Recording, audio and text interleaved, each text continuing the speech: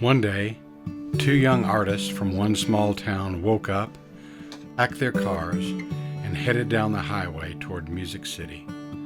They each carried with them little more than a guitar and a dream, but that's all they needed. As they left, her mother cried, saying, "Are you sure you don't want to be an accountant or a librarian?" And his father hoped he'd get a real job someday. They waved goodbye, intent on doing what they loved, making music and singing it to anyone who would listen. As they drove down the lonely highway, they imagined what the future could be. They thought of the people they'd thank when they won the big award on TV, of fans who loved their music, of actually being able to pay bills. "I can't believe this is really happening," they each thought to themselves as they played the theme music from every movie that had a story of the underdog winning in the end. And then, in the distance, they saw it. Nashville, gleaming brightly. It was just like seeing Oz for the first time. Each of them felt like they were heading toward home. Soon, they pulled into the Waffle Palace parking lot, and they noticed something. They weren't the only ones with a dream, and a little fear crept in. They each found a place to live and started playing around town anywhere they could, in the mall, on the street corner, in a club or two. She began to get quite a following that grew and grew and grew. And he, well, let's just say there were some lonely, awkward nights.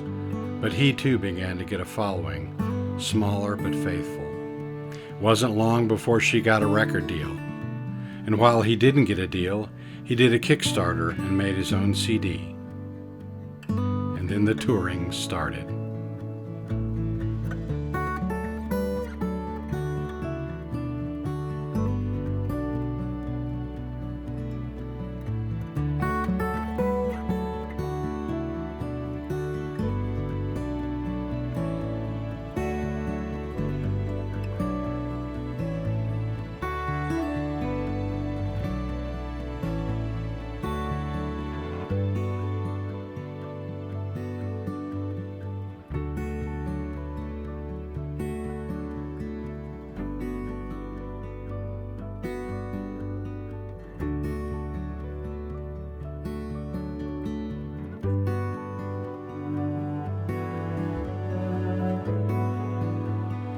And though the size of their crowds were different, each of them still loved the music, loved what they felt called to do, and loved it when people sang along.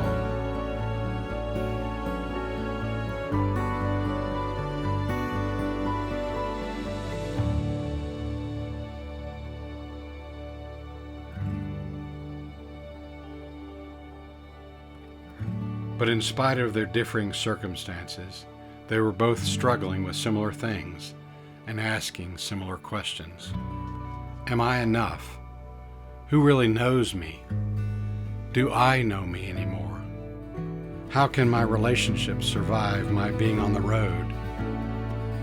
What do I do if my addictions begin to grow? Both of them wanted to talk about these things and more, but they didn't know where to go. TMZ wanted to talk, and so did Kathy Lee, Oprah, and Dr. Phil. But they wanted something private and confidential, away from the lights and the public's glare, someone they could trust. And they found that place in Franklin, Tennessee, at a place called Porter's Call. Located in an old historic home, it was a place where artists could come at no cost and talk to trusted guides about the questions they had, the struggles they were facing, and the issues they were going through unique to the touring life. It was a place to find themselves again and to get the healing they needed. It's a place where they could come back to over and over again throughout their careers, keeping on track and trying to live a better story. A story of an artist who takes care not only of their careers, but their hearts and souls and families as well. A story of an artist with a dream to play music that brings joy and connection to a world that needs both. A story that invites us all to sing along.